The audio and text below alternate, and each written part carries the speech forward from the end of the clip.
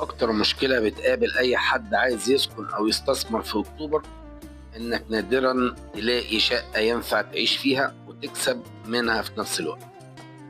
عشان كده الشقة دي مختلفة، شقة مساحة 135 متر، أول بلكونة على شارع الخزان الرئيسي بإطلالة على شارع الخزان وعلى المحور المركزي.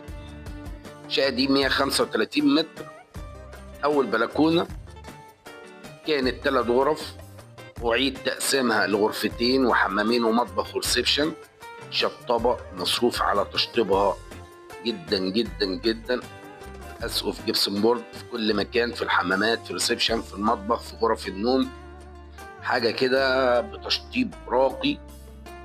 ده غرفة نوم الماستر زي ما حضراتكم شايفين التشطيب. الشقة دي تصلح للسكن الفوري، مكان محترم. كمان لو هتستثمر هتجيب عائد إيجاري محترم جدا جدا جدا.